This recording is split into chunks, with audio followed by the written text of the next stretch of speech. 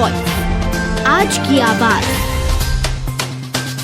कृषि वैज्ञानिक ने सोयाबीन की फसल बोने वाले किसानों को दी सलाह, कीटनाशक दवाइयों के बारे में दी जानकारी। सीहोर कृषि महाविद्यालय के कृषि वैज्ञानिक एमडी व्यास ने जानकारी देते हुए बताया कि सोयाबीन में जो किसान ने जून महीने की 25-26 जून तक बोनी कर ली, उन किसानों के लिए यह वर्ष बहुत अच्छा रहेगा। सोयाबीन की फसल का उत्पादन अच्छा रहेगा। साथ ही उन्होंने कहा कि जुलाई के महीने में लगातार बारिश हो रही है, इसके कारण सोयाबीन की फसल के खेतों में पानी भरा हुआ एवं रुका हुआ है, तो किसान अपने खेतों में उस पानी की निकासी करें, क्योंकि पानी अधिक समय तक खेत में रुका तो सोयाबीन के पौधों को पानी सड़ा देगा और सोयाबीन की फसल किसानों की नष्ट हो जाएगी।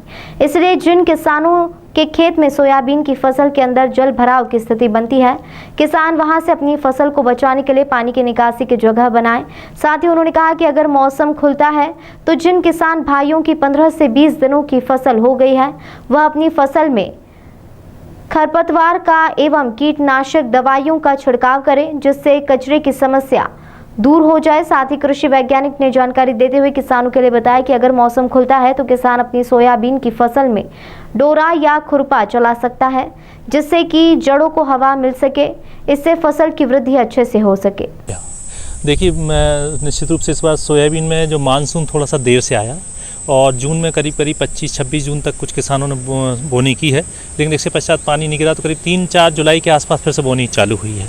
तो इस समय जो वर्तमान परिस्थिति है सोयाबीन में, चूँकि लगातार बरसात होने के कारण खेतों में जल भराव की स्थिति है, तो कृषकों तो ये सलाह दी जाती है सबसे पहले कि यदि जहाँ पर जल भराव की स्थिति है, सोयाबीन 24 घंटे तक तो जल भराव को सहन कर सकता है, लेकिन उसके पश्चात उसमें दिक्कत होने लगती, तो जल जो जहाँ पानी भरा हुआ है उसको निकाल दें।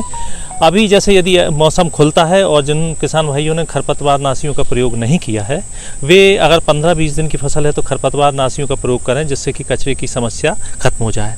कुछ जो जातियां कृषि महाविद्यालय सीहोर से जो विकसित की गई थी, यदि किसान भाइयों ने लगाई हों, जैसे RBC 2004 है, तो ये किस्म जो है पानी के जल प्रभाव को सहन कर सकती है। तो वर्तमान परिस्थितियों में अभी इस समय सोयाबीन की बढ़वार रुकी हुई है, क्योंकि कंटिन्यूस लगातार जो है बरसात हो रही है और मौसम खुल नहीं रहा है।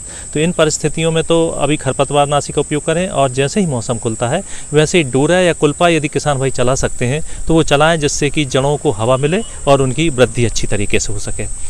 जहाँ पर जल भराव है और यदि इसके पश्चात भी बढ़वार नहीं हो पा रही है, तो 20 किलो प्रति एकड़ की दर से यूरिया का भुरकाव ऐसी फसल में कर सकते हैं। लेकिन यूरिया की जो अनुशंसा है किसी प्रकार से हर फसल के लिए अनुशंसित नहीं है, लेकिन जल भराव की स्थिति में और बढ़वार नहीं हो रही, यदि फसल पीलापन ली हुई है तो उन परिस्थितियों में इसका छिड़काव कर सकते हैं।